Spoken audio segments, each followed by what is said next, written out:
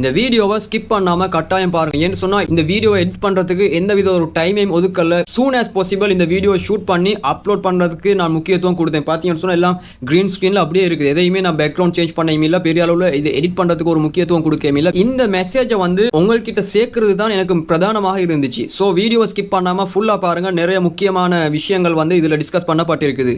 World health organisation WHO வந்து ஒரு global எமர்ஜென்சியை அனௌன்ஸ் பண்ணியிருக்கிறாங்க. இந்த குளோபல் எமர்ஜென்சியை அனௌன்ஸ் பண்ணுறதுக்கான மெயின் ரீசன் வந்து எம்பாக்ஸ் யாருன்னு கேட்டிங்கன்னு சொன்னால் 2022 எங்களுக்கு தெரியும் கொரோனா வந்துட்டு அந்த எண்ட் ஆகக்கூடிய அந்த பீரியடில் வந்து மங்கி பாக்ஸ்ன்ற ஒரு விஷயம், ஒரு வைரஸ் வந்து ஸ்ப்ரெட் ஆகிட்டு இருந்துச்சு முழு உலகத்துலையும். இதை பற்றின பயங்கள் எங்களோட உள்ளங்களில் தாக்குற நேரத்தில் அதுக்கு பின்னால் இந்த மங்கி பாக்ஸ்ன்னு சொல்லக்கூடிய இந்த வைரஸை பற்றின செய்திகளும் வந்து கொஞ்சம் கொஞ்சமாக மக்க ஆரம்பிச்சிச்சு. ஸோ 2024 திரும்பவும் இந்த மங்கி பாக்ஸை எம்பாக்ஸ்ன்ற பேருக்கு மாற்றி அது இன்றைக்கு யூரோப்லையும் ஆப்பிரிக்காவை விட்டு இன்னும் வெளிநாடுகள்லையும் வந்து இது ஸ்ப்ரெட் ஆக தொடங்கி இருக்குது. இந்த எம்பாக்ஸ்ன்னு சொல்லக்கூடிய இந்த மங்கி பாக்ஸ் எந்த இனத்தை சேர்ந்தது, எந்த ஃபேமிலியை சேர்ந்ததுன்னு கேட்டீங்கன்னு சொன்னால் எல்லாத்துக்கும் ஒரு ஃபேமிலி இருக்கும் தானே. ஸோ இந்த மங்கி பாக்ஸும் வந்து பாக்ஸ் ஃபேமிலி, இந்த அம்மா தாய்மார்னு எல்லாம் சொல்லுவோமே, இந்த ஃபேமிலியை சேர்ந்த ஒரு வைரஸ் தான் இந்த எம்பாக்ஸும். ஸோ இந்த மங்கி பாக்ஸ்னு சொல்லக்கூடியது வந்து மங்கீஸ்ல இருந்து தான் மனிதர்களுக்கு ஃபர்ஸ்ட்ல ஸ்ப்ரெட் ஆகிச்சான்னு கேட்டீங்கன்னு சொன்னால் எஸ். பட் இந்த மங்கீஸுக்கு எங்கிருந்து வந்துச்சு? எலி, பெருச்சாளி போன்ற இந்த சின்ன மெமல்ஸ் மூலியமாக மங்கீஸுக்கு 1950களில் ஸ்ப்ரெட் ஆகின இந்த மங்கி பாக்ஸ். அதுக்கு பின்னால் ஃபர்ஸ்ட்டாக 1970 வந்து மனிதர்கள்ட்டையும் இது தோட்டுச்சு. ஸோ மனிதர்களுக்கும் ஸ்ப்ரெட் ஆக தொடங்கிச்சு. இப்படி ஸ்ப்ரெட் ஆகினதில் வந்து அந்த காலப்பாதிகளில் 1970 2001 2022 வரை காட்டியும் வந்து ஒரு வைரஸ் வந்தேன்னு சொன்னால் இதில் எத்தனை பேர் பாதிக்கப்படுவாங்கன்னு சொல்லி பாதிக்கப்படக்கூடிய 100 பேரில் 10 பேர் உயிரிழந்து இருக்கிறாங்க. அதாவது 10% இந்த நோய் வந்து இந்த வைரஸ் வந்து ஒரு ஃபேட்டாலிட்டி லெவல் வந்து தந்திருக்குது.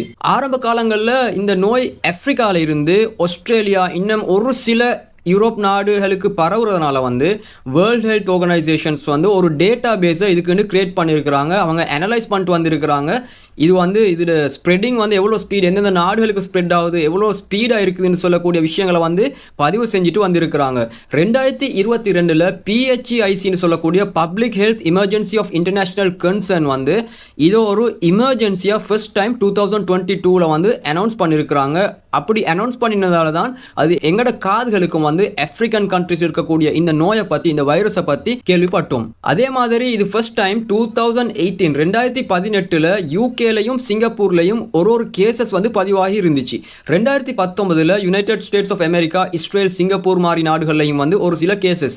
2021 கொங்கோ, இதுதான் இந்த நோயினுடைய ஹெட் குவார்ட்டர்ஸ், ஆப்பிரிக்காவை சேர்ந்த கொங்கோ. இங்கேயும் நைஜீரியாலையும் யூஎஸ்ஏலையும் வந்து 2021 ஸ்ப்ரெட் ஆகிச்சு. அதுக்கு பின்னால் 2022 70 நாடுகளில் வந்து இந்த தொற்று இனம் காணப்பட்டுச்சு, 70 கண்ட்ரிஸ். பின்னால் 2024 சமீபமாக இந்த வருஷம் இந்த மாதம் 2024 ஆகஸ்டில் வந்து 74 கண்ட்ரிஸ், 74 நாடுகளுக்கு இது ஸ்ப்ரெட் ஆகி இருந்துச்சு. இந்த 74 கண்ட்ரிஸ்னு சொல்கிறது வந்து ஒரு கன்சர்ன். அதனால தான் வேர்ல்ட் ஹெல்த் ஆர்கனைசேஷன் வந்து இதை ஒரு எமர்ஜென்சியாக டிக்ளேர் பண்ணியிருக்கிறாங்க. ஏன்னு சொன்னால் இது இவ்வளோ ஸ்பீடாக ஸ்ப்ரெட் ஆகிறதுக்கான ரீசன் வந்து இது மியூட்டேட் ஆகிருக்கலாம்னு சொல்லக்கூடிய, இவால்வ் ஆகிருக்கலாம்னு சொல்லக்கூடிய ஒரு விஷயம். எங்களுக்கு தெரியும் கொரோனா வந்த டைம்லேயும் வந்து வேரியன்ட்ஸ் ஸ்ப்ரெட் ஆகிச்சு. ஆரம்ப காலங்களில் இருந்ததையும் விட பிற்காலங்களில் சில மாதங்கள் போக வந்து அந்த உயிரிழப்புகள் வந்து கூடிட்டே வந்துச்சு, அவுட் ஆஃப் கண்ட்ரோல். ரைட், வேக்சினை கண்டுபிடிக்கிற நேரமே வந்து நிறைய வேரியன்ட் சேஞ்சஸ் வந்து வந்துட்டு இருந்துச்சு. வேக்சின் அடித்ததுக்கு பின்னாலேயும் இன்ஃபர்மேஷன்ஸ் வந்துச்சு. இப்போ இருக்கக்கூடியது வந்து வேறு வேரியன்ட் மியூட்டேட் ஆகிருக்குது இந்த வைரஸ்ன்னு சொல்லி. ஸோ இந்த மாதிரியாக இந்த எம்பாக்ஸ்ன்னு சொல்லக்கூடிய வைரஸும் மியூட்டேட் ஆகிக்கலாம்னு சொல்லக்கூடிய ஒரு பயம் வந்து ஹெல்த் ஆர்கனைசேஷன்ஸுக்கு மத்தியில் வந்தது தான் காரணம். ஸோ இது எப்படி ஸ்ப்ரெட் ஆகும்னு கேட்டிங்கன்னு சொன்னால் த்ரூ க்ளோஸ் கண்டாக்ட், நெருங்கின கண்டெக்ட்ஸ் இருக்கக்கூடிய மக்கள் மூலியமாக இது பரவும். இன்னும் ஒரு பிரதான விஷயம் என்னன்னு சொன்னால், நாங்கள் மனிதர்கள் வந்து இயற்கைக்கு மாற்றமாக நாங்கள் வாழ்கிற நேரத்தில் வந்து இயற்கையையும் வந்து இறைவன் மாற்றமாக மாற்றுவான். மாற்றம் ஒன்றே மாறாததுன்னு சொல்லுவாங்க. அதே மாதிரி தான் இந்த வைரஸும் வந்து மாறிக்கிட்டே இருக்க ஆரம்பிச்சிச்சு, மியூட்டேட் ஆகிட்டே இருக்கிறதுக்கு ஆரம்பிச்சிச்சு. ஸோ மனிதர்கள் என்ன இயற்கைக்கு மாற்றமாக செய்கிறாங்கன்ற கேள்வியை நீங்கள் கேட்டிங்கன்னு சொன்னால், இன்றைக்கு எங்களுக்கு தெரியும் LGBTன்னு சொல்லக்கூடிய ஒரு டாபிக் வேர்ல்டு வைடாக பேசப்படக்கூடிய ஒரு டாப்பிக்காக இருக்குது. இந்த LGBT கம்யூனிட்டியால், அதாவது செக்ஷுவலாக டிரான்ஸ்மிட் ஆகக்கூடிய டிசீஸ்ன்னு சொன்னேன் தானே, இந்த எம்பாக்ஸ்ன்னு சொல்லக்கூடிய அதாவது ஒரு வைரஸ்ன்னு சொன்னேன் தானே. அப்போ கூடுதலாக செக்ஷுவலாக டிரான்ஸ்மிட் ஆகும் எப்படின்னு சொன்னால், இந்த LGBT கம்யூனிட்டியை சேர்ந்தவங்க வந்து கேஸ் இருப்பாங்க. ஒரு ஆணை திருமணம் முடிக்கலும், ஒரு பெண்ணை திருமணம் முடிக்கலும். சில ஆண்கள் இருப்பாங்க, இவங்க ஆண்களோடும் இருப்பாங்க, பெண்களோடும் இருப்பாங்க. இந்த டாப்பிக்கை பேசித்தான் ஆகணும்.